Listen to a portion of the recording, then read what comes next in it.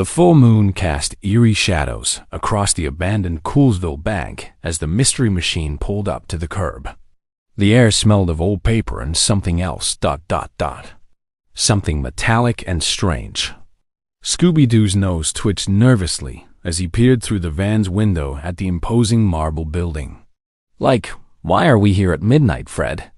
Shaggy asked, clutching a half-eaten sandwich. Couldn't this wait until, daytime? When there's less spooky and more snacky. Fred's face was unusually tense, his signature ascot seeming tighter than usual. I received an anonymous letter today. It said if I wanted to know the truth about my family's money, I needed to come here tonight. Velma adjusted her glasses, studying a folder of documents she'd been researching. Fred, I've been meaning to talk to you about something I discovered. Your family's wealth? There are some inconsistencies in the public records. Large deposits with no clear source. Investments that appeared overnight ... double quotes. Rats were auspicious. Scooby barked, his ears flattening against his head. Daphne placed a reassuring hand on Fred's shoulder. Whatever we find out, we're here for you. But we should be smart about this. We can't just rush in without a plan. Suddenly, a ghostly figure appeared in the bank's window, a translucent specter wearing an old-fashioned banker's suit, its eyes glowing green as it clutched stacks of phantom money. The figure pointed directly at Fred before vanishing into the darkness. Zoinks! Shaggy yelped, dropping his sandwich. Like, did that ghost just single out our fearless leader? The mystery was clear. Something sinister was connected to Fred's family fortune, and tonight they would uncover whether his inheritance was built on legitimate investments or something far more dangerous. As Velma would later explain, understanding where money comes from is the first rule of financial literacy, and ignoring that rule could cost you everything. The Coolsville Community Center buzzed with activity that Saturday morning. The gang had volunteered to help organize a financial literacy fair for local families, an event teaching kids and adults about budgeting, saving, and making smart money decisions. Okay, gang, let's split up the tasks, Fred said, consulting his clipboard. Velma, you're running the savings versus spending booth. Daphne, you've got the smart shopping station. And Shaggy, Scooby, you're in charge of... Wait, where are they? Right here. Shaggy called from the snack table, his arms loaded with donuts, cookies, and chips. Like, we're taste testing the refreshments to make sure they're quality controlled. Raggy, Rookrat Riss. Scooby held up a price tag. Revan Rollers for Ron Ronald. Velma walked over, shaking her head with an amused smile. Shaggy, that's exactly why you're always broke by Tuesday. If you spend $7 on a donut every day, that's $49 a week, over $200 a month, just on donuts. That money could go into savings or investments. But Velma, Shaggy protested, investments don't taste like chocolate frosting. Daphne laughed while setting up her booth. Actually, Shaggy, if you invested that $200 monthly with a modest 7% annual return, in 10 years, you'd have over $34,000. That's a lot of donuts later. Fred barely heard the conversation. He stared at his phone, rereading the anonymous message from last night. Your family's fortune is built on lies. Tonight at midnight, Coolsville Bank. Come alone, or everyone will know the truth. Fred? Earth to Fred? Daphne waved her hand in front of his face. You've been distracted all morning. What's going on? Before Fred could answer, the community center doors burst open. A tall, gaunt man in an expensive suit strode in, his shoes clicking ominously on the polished floor. His cologne was overpowering, a mix of expensive leather and something chemical that made Scooby's nose wrinkle. Frederick Jones, Jr.? The man's voice was cold and formal. That's me. Fred stood up straighter, instinctively protective of his friends. The man handed Fred an envelope sealed with red wax. From the Coolsville Historical Banking Commission. You're required to appear at the old bank building tonight at midnight regarding irregularities with the Jones Family Trust Fund. Failure to appear will result in a full public investigation. The man turned and left as abruptly as he'd arrived, leaving a stunned silence in his wake. Velma immediately grabbed the envelope, examining it carefully. This seal is authentic. It's the real commission letterhead. Fred, what's this about your family trust fund? Fred's face had gone pale. I don't know much about it. My parents always said the money came from smart investments my grandfather made in the 1960s. Real estate, stocks, that sort of thing. But they never gave me details. Like, maybe your grandpa was just really good at saving his allowance? Shaggy suggested hopefully. Scooby nodded enthusiastically. Ralawans. But Velma's expression was serious as she pulled out her tablet, fingers flying across the screen. I'm looking up your grandfather's financial records, the public ones anyway. Fred, your grandfather started with a modest salary as a civil engineer. But in 1965, suddenly there's a massive deposit into his account. We're talking hundreds of thousands of dollars worth millions today after decades of compound interest. Where did it come from? Daphne asked, moving closer to look at the screen. That's the problem, Velma frowned. The deposit is listed as private investment return, but there's no record of what he invested in or who paid him.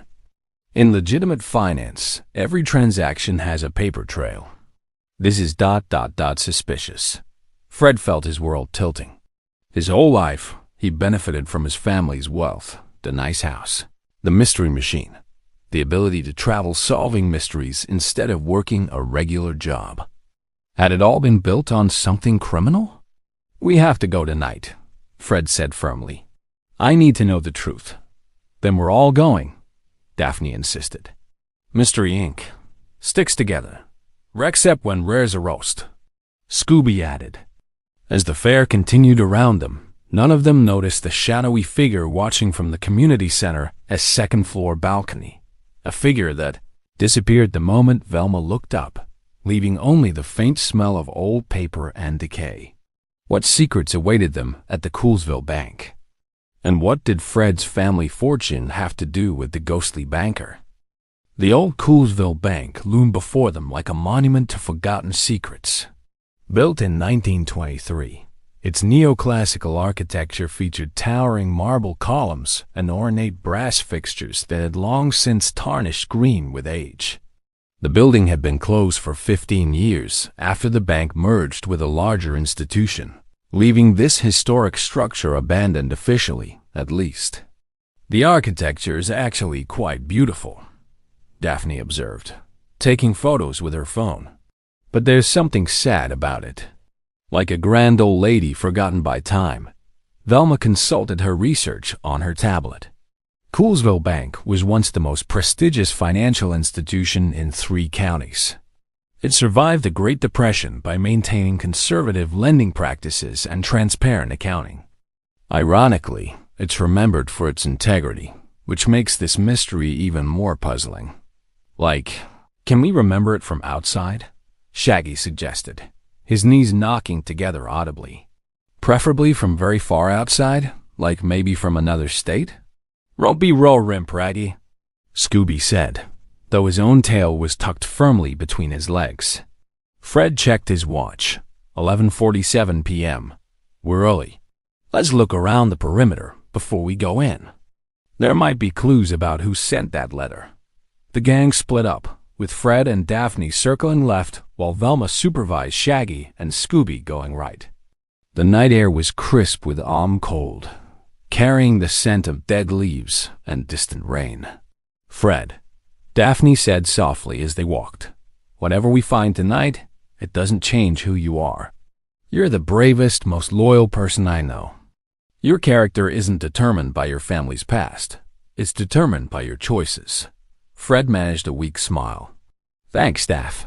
But what if my whole life has been funded by something terrible? What if my grandfather was a criminal? Then we deal with it honestly, Daphne replied firmly.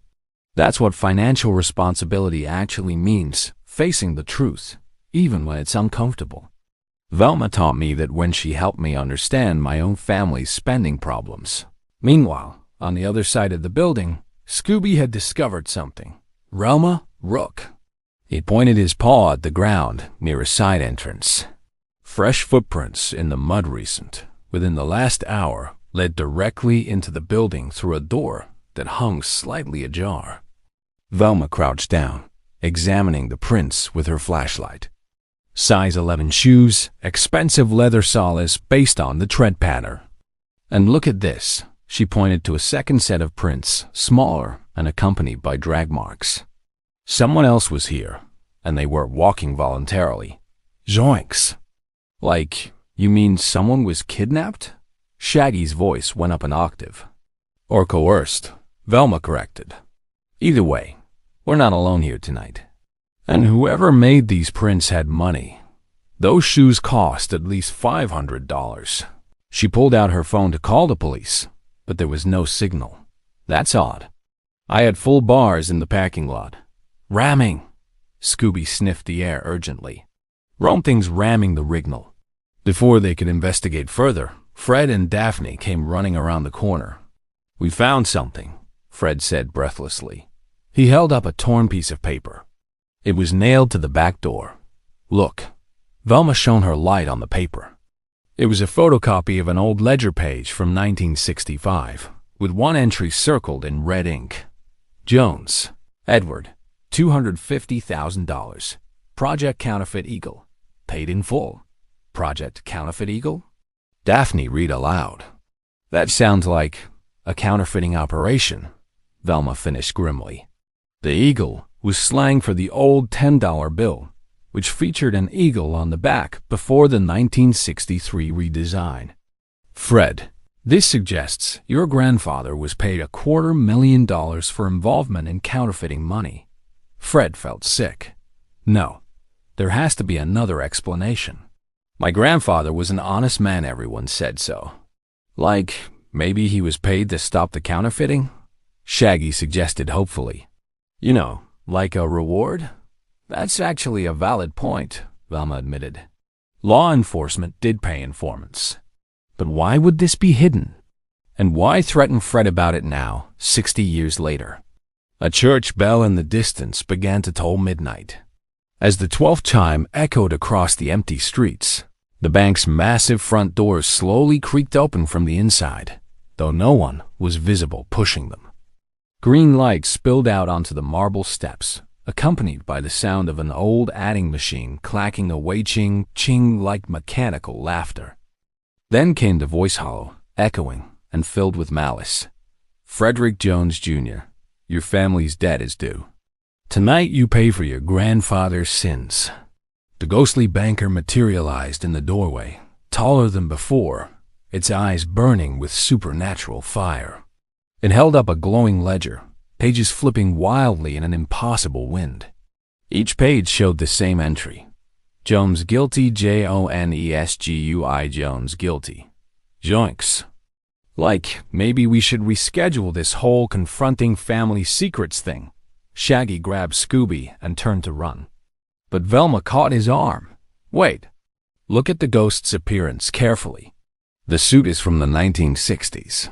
Yes. But look at the fabric quality. That's modern polyester, not the wool they used back then. And those glowing eyes? That's LED technology, probably controlled remotely. You mean it's fake? Fred asked, hope rising in his voice.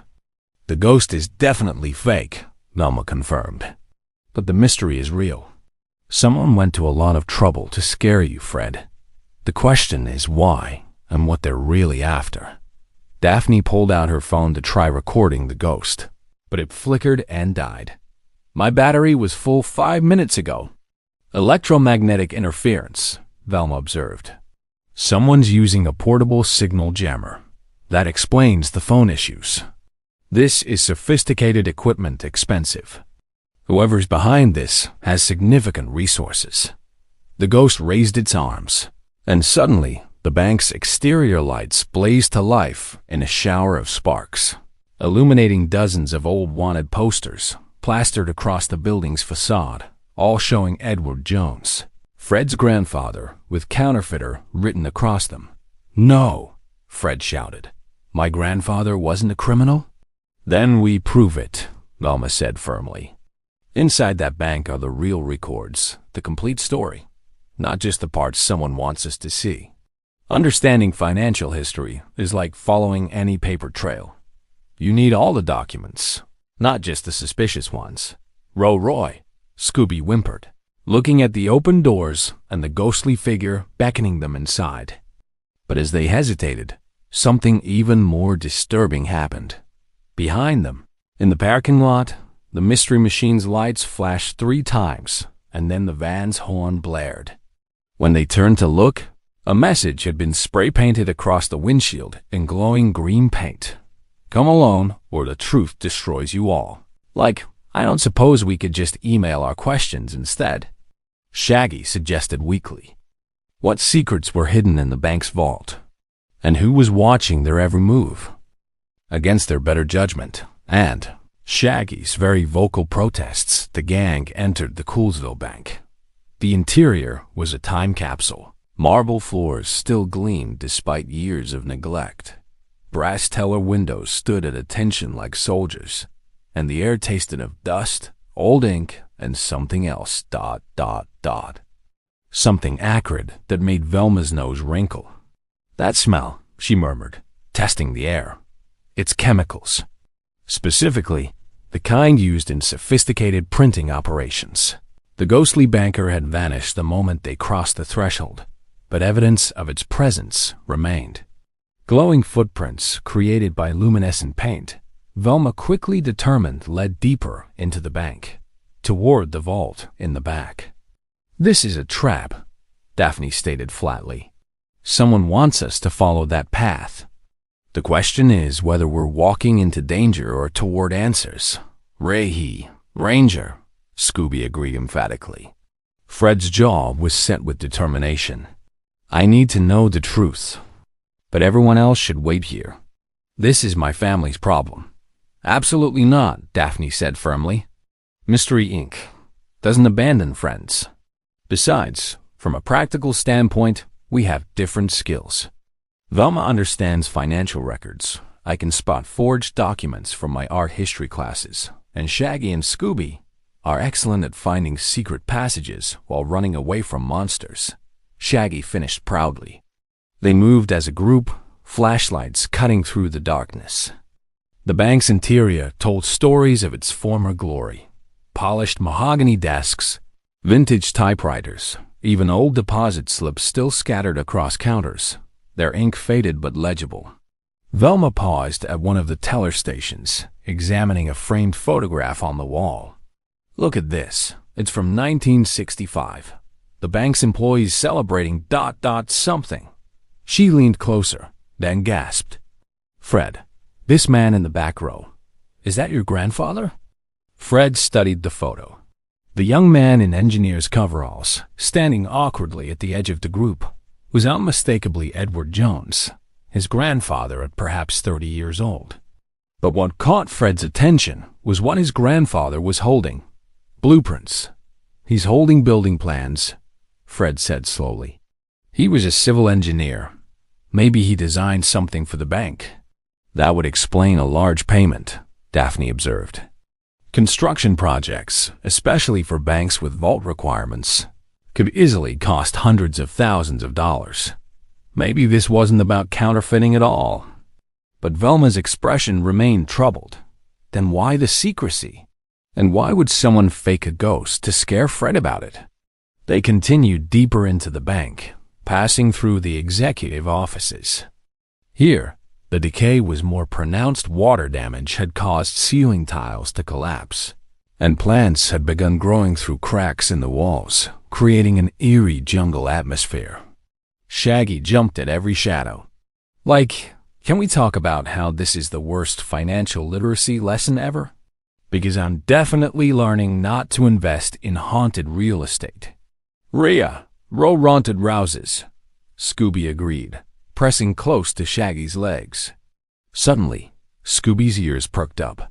Row one's rear. He was right. From somewhere in the building came the distinct sound of a file cabinet being opened and closed, papers rustling, and low voices arguing. 2 people, at least, Velma whispered. They're in the vault area. We need to be careful. This might be who sent us those messages, but they might also be robbers. Why would robbers target an abandoned bank? Daphne asked logically. Not robbers, a new voice said from the shadows, making them all jump. Treasure hunters. An elderly woman stepped into their flashlight beams. She wore a vintage dress that looked like it belonged in the 1960s, though it was clean and well-maintained. Her eyes were sharp behind thick glasses, and she carried a leather briefcase that looked older than Fred. Who are you? Fred demanded, instinctively stepping protectively in front of his friends. Margaret Chen, the woman replied calmly. I was a junior accountant here in 1965, and I am the one who sent you those messages, Fred, because you deserve to know the truth about your grandfather before they destroy the evidence. They? Who are they? Velma asked immediately. Margaret gestured toward the vault. The descendants of the real criminals. The ones who spent 60 years getting rich off what they stole, while your grandfather took the blame. They've been quietly buying up the bank's old records, destroying evidence. But they don't know about the backup files, the ones your grandfather made sure were hidden in the vault before he died. Like, why didn't you come forward before? Shaggy asked suspiciously. 60 years is a long time to sit on a secret. Margaret's expression grew sad. Because they threatened my family. Your grandfather made me promise to wait until I was the last one left, until I had nothing more to lose. I'm 87 years old now, Fred. Everyone I loved is gone. But the truth? The truth should never die. She opened her briefcase, pulling out a yellowed envelope sealed with wax. Your grandfather left this for you, well, for his descendants. He knew someday someone might come looking for answers. Fred took the envelope with shaking hands. The wax seal bore his grandfather's initials, EJ, but before he could open it, a new voice boomed through the bank's old public address system, a voice using electronic distortion, but still audible. How touching. The old woman finally broke her silence. It doesn't matter. The evidence burns tonight, and the Jones name burns with IT. Smoke began pouring from the vent's real smoke, carrying the acrid smell of burning paper. They're destroying the vault records, Margaret cried out. We have to stop them. Velma immediately sprang into action. Daphne, find fire extinguishers. Shaggy, Scooby search for alternate ways into the vault. Fred, keep that letter safe. Margaret, come with me. I need you to identify which records are most important. But the smoke, Fred started, is mostly theatrical, Velma said confidently. That smell is paper burning, yes, but there's also smoke machine fluid. They're trying to scare us out, which means we're close to something they don't want us to find. As they split up, the ghostly banker reappeared, more terrifying than before. Its jaw unhinged impossibly wide, releasing a wail that sounded like 1,000 cash registers ringing in discordant harmony. It pointed directly at Fred, and suddenly the floor beneath him began to crack. Fred! Daphne screamed as a section of old flooring gave way, sending Fred tumbling into darkness below. Scooby didn't hesitate. R.R.E.D. He leaped into the hole after Fred, followed immediately by Shaggy. Zoinks. I can't believe I'm doing this. And then Velma and Daphne. They landed in what appeared to be a sub-basement, an area not shown on any of the bank's official floor plans. And what they found there would change everything they thought they knew about Edward Jones and the mystery of the counterfeit fortune. The underground room was filled with printing equipment, but not the kind used for counterfeiting. These were lithographic presses for creating architectural blueprints. And covering the walls were detailed plans, not for buildings, but for something far more interesting. A complete redesign of the American banking security system. Oh my, Velma breathed, her flashlight illuminating a wall-sized schematic labeled Project Counterfeit Eagle. Anti-forgery currency design system. E. Jones, chief engineer. Margaret Chen descended the ladder after them, moving with surprising agility for her age. "Now you understand," she said quietly. "Your grandfather wasn't a counterfeiter, Fred. He was hired by the Treasury Department to design a new currency system, one that would make counterfeiting impossible. Project Counterfeit Eagle wasn't about making fake money. It was about stopping others from doing so." "Then why was it kept secret?" Daphne asked. "Because it worked too well," Margaret explained. "The system your grandfather designed was so sophisticated that it would have forced banks to replace all their equipment, train new staff, and update security procedures. The banking industry lobbied against it, said it was too expensive, too disruptive. The project was buried, and your grandfather was paid to stay silent about it." Velma was already photographing every document with her phone, her mind racing. "This is incredible. He was paid not for committing a crime, but for inventing something so valuable that powerful people wanted it suppressed. This happens in economics all the time. Breakthrough innovations that threaten established industries get bought out and buried. It's called disruptive technology suppression.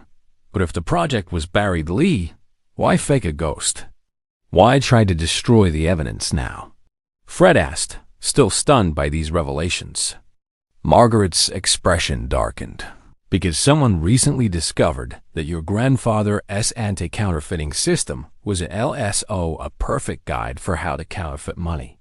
The very security measures he designed to stop forgery would, in the wrong hands, teach modern criminals exactly what to fake. And now someone is trying to steal those plans, someone who knows they're worth billions on the black market. Above them, footsteps echoed in the main bank. Heavy footsteps. Multiple people. "They're here for the plans," Margaret whispered urgently.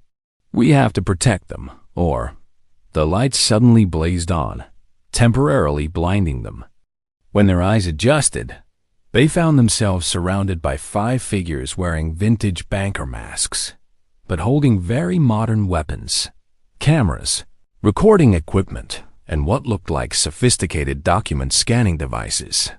"How considerate," said the leader, his voice no longer electronically disguised. "You found the treasure for us. Now step aside, and perhaps you'll live to tell this tale. Who were these masked intruders?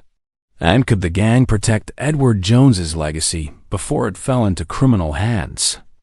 The situation was dire. 5 masked figures blocked the only ladder exit from the sub-basement, and Shaggy's attempt to find an alternative escape route had ended with him stumbling into a wall, confirming there were no secret passages this time. "I can't believe I'm saying this," Shaggy whispered, "but I actually wish there was a secret passage. That's how bad this is." "Very rad," Scooby whimpered in agreement. But Fred's mind was already working. Years of building traps had taught him to assess any environment for tactical advantages. His eyes scanned the room. The old printing presses, the paper supplies, the elaborate ventilation system, the structural supports. "Velma," he whispered, "those presses, are they still functional?" Velma glanced at the equipment. "Possibly. The printing mechanisms look preserved." "Why?" "Because I have a plan," Fred said quietly. "But I need everyone to trust me. Can you make those presses start up on command?" "I think so," Velma replied, already moving subtly toward the equipment. "The electrical system is old, but the wiring looks intact." Meanwhile, Daphne had been studying the masked intruders. "Those aren't professional criminals," she murmured to Fred. "Look at their body language. They're nervous, shifting weight, checking exits. And their equipment is expensive, but mismatched, like they bought it separately instead of coming as a prepared team." "Good observation," Fred replied.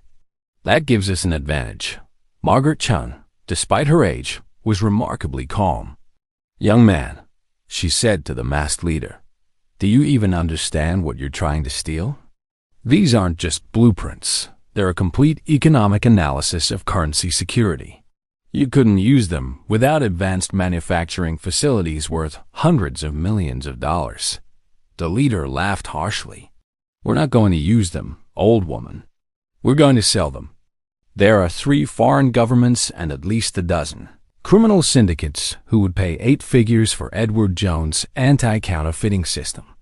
It's the Rosetta Stone of modern currency forgery. 8 figures? Shaggy perked up despite his fear. Like, that's, Velma, how much is 8 figures? $10 million minimum, Velma replied, still working her way toward the printing press controls. But selling state security secrets to foreign governments is treason. You'd be sentenced to life in federal prison, and that is assuming the criminals you reselling to do and kill you first to eliminate witnesses. One of the other masked figures, a woman, judging by her voice, spoke nervously. Marcus, maybe we should reconsider. Treason? That's heavy. I thought this was just about finding some old banking records for leverage. Shut up, the leader Marcus snapped. You want to go back to your pathetic middle management job, drowning in debt. This is our chance to never worry about money again. Velma said with sudden understanding.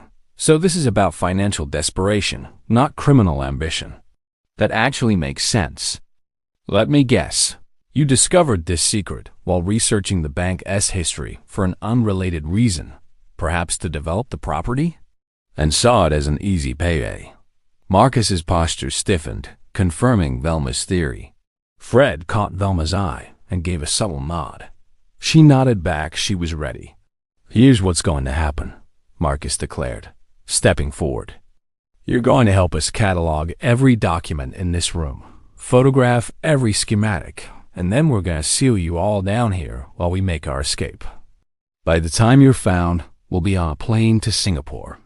Singapore has an extradition treaty with the United States, Velma noted casually. Also, their penalties for financial crimes are severe.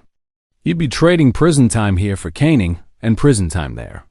Bad investment. Like she said, Shaggy added, trying to sound brave. Bad investment. Very rad. Scooby echoed, though his knees were shaking. Enough talking. Marcus raised his voice. Start cataloging, or what? Fred interrupted, his voice steady and commanding. You're clearly not violent people. You're desperate, not dangerous. There's a difference. Don't test me, Marcus warned, but there was uncertainty in his voice. I won't, Fred agreed. Instead, I'm going to show you something. Velma, now. Velma hit the power switch she'd been carefully manipulating. The ancient printing presses roared to life with a deafening clatter, dash ching dash ching dash ching dash, exactly like the sound that Ghost had been making. Simultaneously, Fred yanked a chain connected to the ventilation system, and a carefully calculated draft of air began flowing through the room. What are you? Marcus started. But Fred had already signaled to Daphne, who hit the light switches, plunging the room into darkness, except for the emergency lighting. In that moment of confusion, Shaggy and Scooby, who had been positioned near a stack of old printing supplies, pulled the supports exactly as Fred had instructed. Hundreds of reams of blank paper cascaded down, burying 3 of the masked figures in an avalanche of paper. It wouldn't hurt them, but it would take precious minutes to dig out. Go! Go!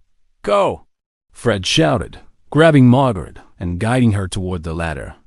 The gang scrambled upward as Marcus and his remaining associate tried to follow while also helping their buried colleagues. But Fred had one more trick. As the last person up the ladder, because Fred never left a friend behind, he engaged the mechanism he'd spotted earlier, an old fire suppression system. Water began flooding the sub-basement, not enough to cause danger, but definitely enough to ruin all the sophisticated electronic equipment the thieves had brought. My camera. Marcus screamed from below. The documents are getting wet. Actually, Velma called down. Most of those documents are architectural vellum. They're water-resistant by design. But your electronics are definitely toast. That's about $50,000 in equipment ruined. See, this is why you should always assess risk before investing resources into a criminal enterprise. Poor planning leads to poor returns. Once everyone was safely in the main bank level, Daphne pulled the ladder up, effectively trapping the would-be thieves in the sub-basement until police could arrive. Shaggy was breathing hard. Like Fred, that was amazing. But how did you know the ventilation and paper stacks would work that way? I didn't for certain, Fred admitted. But I observed the room's structure and made an educated guess. It's like financial planning. You assess your resources, calculate the risks, and execute the best strategy available. Sometimes you have to make decisions without perfect information. Margaret Chen was looking at Fred with newfound respect. You have your grandfather's mind. He would be proud. Fred smiled, but then his expression turned serious. We need to call the police and secure those documents properly. But first, he held up the sealed envelope Margaret had given him earlier. I want to know what my grandfather wrote. The gang gathered around as Fred carefully broke the wax seal and pulled out a letter written in careful handwriting on engineering paper. Fred read it aloud. To my grandchildren, or perhaps great-grandchildren. If you're reading this, you've discovered the truth about Project Counterfeit Eagle. I want you to understand something important. I was offered a choice in 1965. I could take the money and stay, silent about the anti-counterfeiting system I'd designed. Or I could fight the banking industry's decision to bury it and likely lose everything, including my career and reputation. I took the money, and for 60 years, I've wondered if I made the right choice. Here's what I learned. Sometimes the right financial decision feels wrong morally, and sometimes the morally right decision is financially disastrous. The key is understanding that money is just a tool. It's neither good nor evil. What matters is what you do with it and why. I used that $250,000 to invest in education, community development, and yes, to provide security for my family. Every dollar was spent intentionally, with purpose. I never touched criminal money, never engaged in fraud, and never compromised my integrity, though others tried to make it seem that way. If you're facing a similar choice, remember, compound interest works on character just like it works on money. Small ethical decisions, made consistently over time, yield tremendous returns. Small compromises, made repeatedly, destroy everything. Make me proud. But more importantly, make yourself proud. Your grandfather, Edward Jones, engineer, and I hope, a decent man. The letter's final paragraph hit Fred particularly hard, and his voice wavered as he read it. When he finished, there was a long silence broken only by the distant sound of police sirens. Someone must have tripped a silent alarm. He was a good man, Margaret said softly, and he raised a good family. You're proof of that, Fred. That's actually really beautiful, Shaggy said, wiping his eyes. Even though I don't understand what compound interest is, it means small actions add up over time, Velma explained gently. Save $1 today at 7% interest, and in 10 years, it's worth $2. But the principle applies beyond money. Small acts of honesty, repeated daily, build a reputation worth more than any amount of wealth. Rot's reap, Scooby said thoughtfully. The police arrived within minutes, their flashing lights painting the old bank's marble facade in alternating shades of red and blue. Officer Hernandez, a sharp-eyed veteran who'd worked with Mystery Inc. before, took charge of the scene immediately. Let me get this straight, she said, reviewing her notes. You trapped 5 would-be thieves in a sub-basement that's not on any official building plans, using vintage printing equipment and a fire suppression system that should have been decommissioned 20 years ago. Technically, we used good resource management, Velma corrected.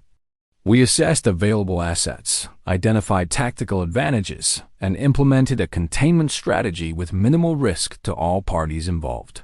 She means we got lucky, Shaggy translated. Very lucky. Scooby agreed. Officer Hernandez suppressed a smile. Well, your luck just caught the Mason Creek Property Development Group in the middle of attempting industrial espionage and theft of government classified documents. We've been investigating them for months on suspicion of fraud. Mason Creek? Daphne's eyes widened. I know that company. They've been buying up historic properties around Coolsville, promising restoration, then mysteriously discovering structural problems that require demolition. They replace beautiful old buildings with generic condos and strip malls. Exactly, Officer Hernandez confirmed. We suspected they were also searching the properties for valuables before demolition: copper pipes, vintage fixtures, anything sellable. But we couldn't prove it. This is the break we needed.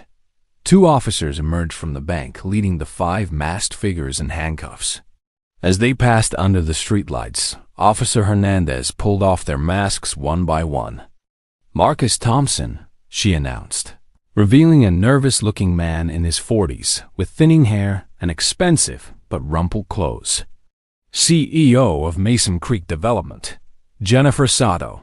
The second mask came off, showing a woman who looked exhausted and frightened.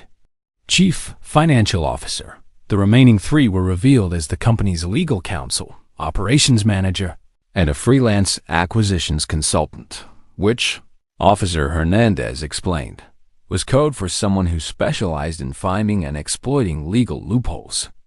Marcus Thompson glared at Fred as he was led past. You just cost yourself millions, kid. That system your grandfather designed could have revolutionized security or made us all rich. Instead, it'll rot in a government warehouse.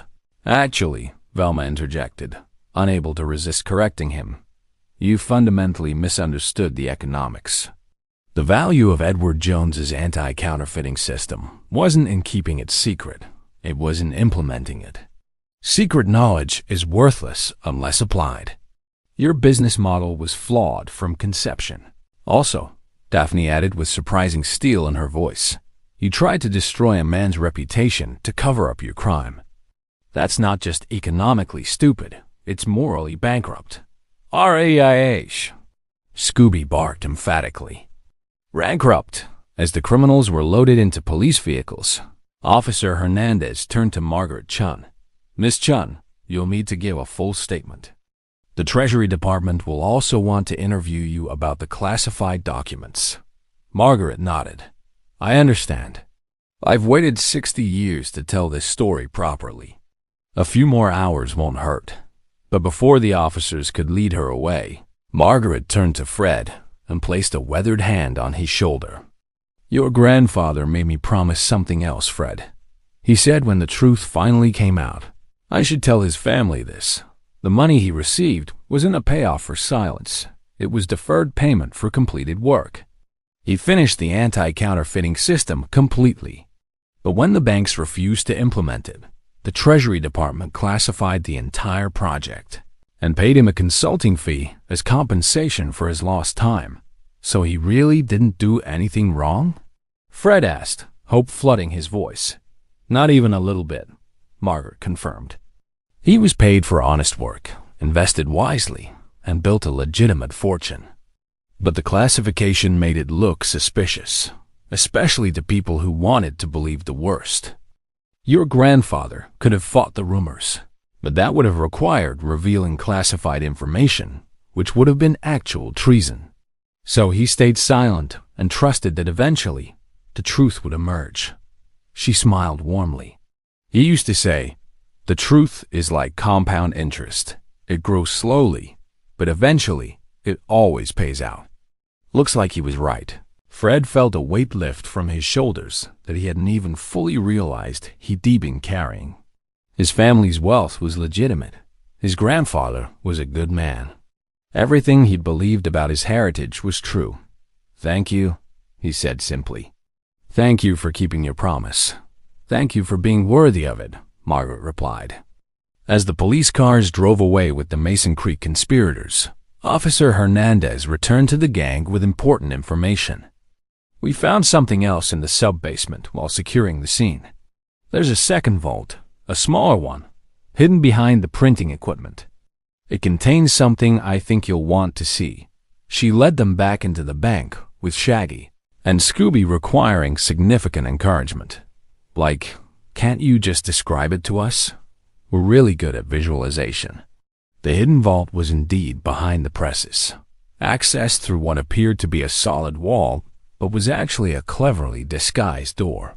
Edward Jones's engineering at its finest. Inside the small vault were 3 items. First, a complete set of Edward Jones's anti-counterfeiting designs, sealed in protective cases with a letter addressed to the U.S. Treasury Department. The letter, dated 1964, outlined his concerns about the banking industry's resistance to security improvements and urged the government to eventually revisit the system when the political and economic climate makes implementation feasible. Second, detailed financial records showing exactly how Edward Jones had invested his $250,000 payment, education funds for underprivileged students, seed money for small businesses in disadvantaged communities, war bonds, and conservative stock market investments. Every dollar was accounted for, every transaction documented with meticulous engineer's precision. He'd basically created what we'd now call a social impact investment fund, Velma observed, her respect for Edward Jones growing with every document she examined. He used his money to generate both financial returns and community benefits. This was extraordinarily progressive thinking for the 1960s. Like, what's social impact investing? Shaggy asked, genuinely curious. It's when you invest money in ways that make both a profit and help people, Daphne explained. For example, instead of just putting money in the stock market, you might invest in a company that provides affordable housing or clean energy. You still earn returns, but you also support causes you believe in. That's wonderful, Scooby said approvingly.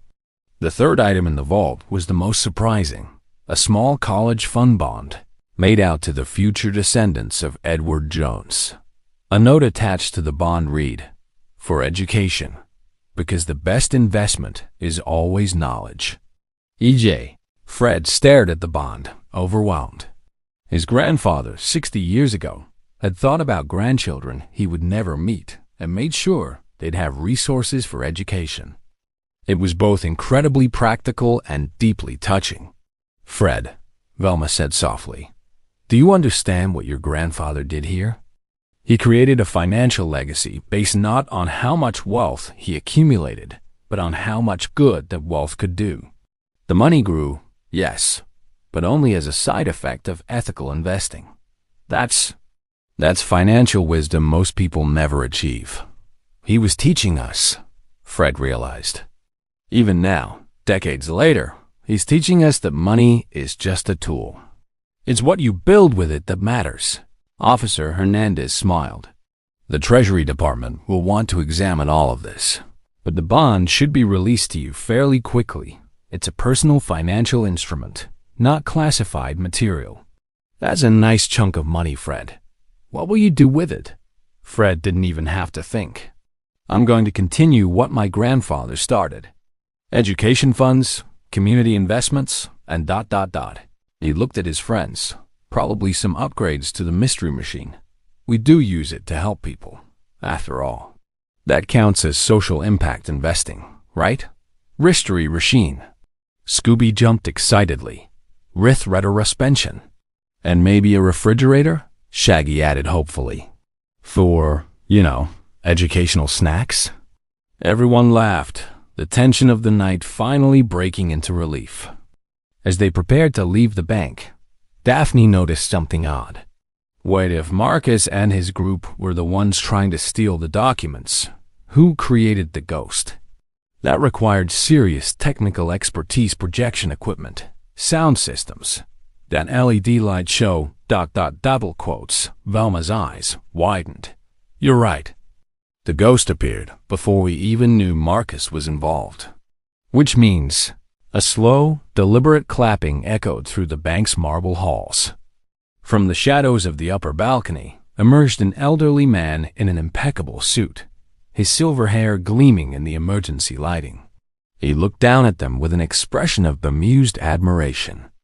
"Very impressive, young Fred Jones," the man said in a cultured voice tinged with a European accent. You have your grandfather's intelligence and resourcefulness. I had hoped to acquire the anti-counterfeiting documents quietly, using the Thompson Group as my unwitting cat's paws. But you've complicated that plan considerably. Who are you?" Fred demanded. The man smiled, and something about that smile made Scooby's fur stand on end. "Let us just say, I represent certain international interests who will pay quite handsomely for Edward Jones's work." Marcus Thompson was a useful fool, greedy enough to take risks, but not smart enough to understand what he was really stealing. "I, however, know exactly what those documents are worth." He pulled out a small device, and suddenly, the lights went out again. In the darkness, they heard the sounds of movement, Officer Hernandez shouting orders, and then silence. When the lights flickered back on, the mysterious man was gone. But on the floor where he'd been standing was a business card printed with elegant script. "Victor Stanislavski, Acquisitions." And underneath, in smaller print, "This game isn't over." Officer Hernandez was already on her radio, calling for backup and setting up a perimeter. But Velma picked up the business card with tweezers, examining it carefully. "This is a calling card, quite literally," she observed. "He's playing with us, showing off his resources and expertise. The projection equipment, the ghost effects, the sophisticated staging ... This wasn't about scaring us. It was about testing us. Testing us for what?" Daphne asked. "To see if we're worthy adversaries," Fred answered grimly. "He just turned this into a long-term game." "Zoinks," Shaggy moaned. "Like, can't we play something simpler? Maybe checkers? I'm good at checkers." But despite the ominous threat, Fred felt strangely empowered. They'd protected his grandfather's legacy, caught a group of criminals, and proven that the Jones family fortune was built on integrity, not fraud. Whatever Victor Stanislavski was planning, Mystery Inc. would be ready. But what was the true value of Edward Jones's anti-counterfeiting system? And would Victor return to claim it? 3 weeks later, the gang gathered at Fred S. house for what had become a tradition after solving major mysteries. A debriefing dinner where they discussed what they de-learned and, more importantly, enjoyed. Scooby's attempts to eat everything in sight before the meal was officially served. "Scooby-Doo, those hors d'oeuvres are for everyone." Fred's mother laughed as Scooby tried to sneak another mini quiche. "Rory," Scooby said, though he didn't look particularly sorry. Fred's parents had taken the news about grandfather Edward remarkably well, or rather, they'd been relieved to finally know the full truth. The Treasury Department had declassified most of Edward Jones's work on Project Counterfeit Eagle, revealing it to be exactly what Margaret Chun had described, a brilliant anti-counterfeiting system that had been shelved due to industry pushback. Even better, the declassification had revealed something else. Several of Edward's security innovations had been quietly implemented in later currency designs without attribution. The watermarks, security threads, and color-shifting ink used in modern U.S. currency all trace their origins, at least partially, to Edward Jones's work. "So basically," Shaggy said, chomping on a carrot stick at Velma's insistence, she was trying to improve his diet. "Fred's grandpa invented the stuff that makes money hard to fake, but nobody knew about it?" "Precisely," Velma confirmed. "And because his contributions were classified, he never received public credit. But private credit, the kind that matters to people who understand the field, that's different. I did some research. Edward Jones was considered a legend among security engineers. He's cited in dozens of classified government documents. He was a hero," Daphne added, "who did the right thing even when it meant staying anonymous. That's real integrity." Fred smiled, feeling a warm sense of pride in his family heritage that no amount of money could buy. The $147,000 from the college fund bond had been deposited, and he'd already started researching scholarship programs to continue his grandfather's legacy of supporting education. But there was one mystery still unresolved. "Any word on Victor Stanislavski?" Fred asked Officer Hernandez, who had joined them for dinner as thanks for solving the case. She shook her head grimly. That's the problem. Victor Stanislavski doesn't exist. At least, not in any official capacity. The name is an alias, probably one of many. Interpol has a file on an international acquisitions expert who matches the description, someone who brokers deals for rare technologies, documents, and information. But he's like a ghost himself. Appears, completes a transaction, and vanishes. So he's still out there, Daphne said quietly. Yes, Officer Hernandez confirmed. But he's also more cautious now. You exposed his operation and got his cat's paw arrested. That's a significant loss for him, both financially and reputation-wise in his unusual business circles. Like, does that mean he'll come after us for revenge? Shaggy asked nervously. Roll Revengal, Scooby yelped, nearly dropping his Scooby snack.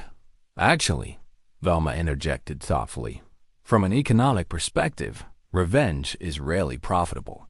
It consumes resources, time, money, energy, with no positive return on investment. Victor Stanislavski strikes me as extremely rational. He'll likely move on to other opportunities rather than fixate on a failed operation. Unless the target is valuable enough to justify the cost, Fred noted. True, Velma admitted, but with the anti-counterfeiting documents now secured by the Treasury Department and Edward Jones' work partially declassified, their black market value has dropped significantly. Victor's most logical move is to cut his losses. Officer Hernandez nodded agreement. That's our assessment too. Still, stay vigilant. People like Victor don't forget. The conversation shifted to lighter topics as dinner was served. Margaret Chen had also been invited and regaled them with stories of 1960s. Coolsville, a very different place from the modern city they knew. You know, Margaret said, sipping her wine, what impressed me most about Edward Jones wasn't his engineering genius, though he certainly had that. It was his understanding of time. He knew that some problems can't be solved immediately. Sometimes you have to plant seeds and trust that future generations will harvest the crop. That's actually a perfect metaphor for compound interest, Velma observed enthusiastically. Small investments made early, given enough time, yield enormous returns. The same principle applies to virtually everything. Knowledge, relationships, skills, reputation, they all grow exponentially if you're patient and consistent. Like, does it apply to my collection of vintage comic books? Shaggy asked. Because I've been collecting since I was 8, and Velma says they're appreciating assets. Appreciating slowly, Velma corrected with a smile. But yes, some of your rarer comics have increased significantly in value. You've accidentally been making smart investments. Hear that, Scoob? We're investors. We're investors. Scooby raised his paw for a high five. As dinner continued, Fred found himself thinking about his grandfather's letter. Compound interest works on character, just like it works on money. Small ethical decisions made consistently over time yield tremendous returns. He looked around the table at his friends. Velma, brilliant and curious. Daphne, brave and insightful. Shaggy, loyal and kind despite his cowardice. And Scooby, courageous when it truly mattered. They were his real wealth, the investment that paid dividends every single day. I want to propose something, Fred said, standing up. The college fund my grandfather left, I want to split it. Half for scholarships, like planned. But the other half? I want to invest it in Mystery Inc. Better equipment for Velma's investigations. Safety gear. Maybe even a fund for helping people we meet during our mysteries who need financial assistance. Fred, that's your inheritance, Daphne protested. No, Fred replied firmly. My inheritance is my grandfather's example. The money is just a tool to continue his work. And besides, what did he write? That the best investment is knowledge. Well, every mystery we solve, we learn something new. Every person we help, we grow a little bit. That's compound interest I believe in. Velma's eyes were suspiciously shiny behind her glasses. That single quote's actually beautiful, Fred, and financially sound. Using capital to generate both monetary and social returns is really cool, Shaggy interrupted with surprising sincerity. Like your grandpa would be proud, Fred. Very proud. Scooby agreed. They raised their glasses. Scooby's was filled with chocolate milk in a toast to Edward Jones, to Mystery Inc., and to the principle that true wealth isn't measured in bank accounts, but in the positive impact you have on the world. Later that evening, after everyone had gone home and the house was quiet, Fred sat in his room examining the artifacts from their adventure. His grandfather's letter, the Treasury Department's declassification documents, Margaret Chun's business card. She'd insisted they stay in touch, and Victor Stanislavski's mysterious calling card. There was a soft knock on his door. "Come in," Fred called. His mother entered, carrying a small wooden box. "I found this while cleaning out your grandfather's things. I think you should have it." She opened the box to reveal a collection of items. Edward Jones's original engineering compass, a slide rule worn smooth with use, some old photographs, and a journal bound in leather. His personal journal, Fred's mother explained. I skimmed through it.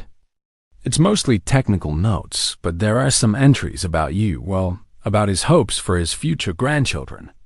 Read the entry from June 15th, 1980. That's the day you were born. Fred carefully opened the journal to the marked page. The handwriting was shaky. His grandfather had been 75 in 1980, but still legible.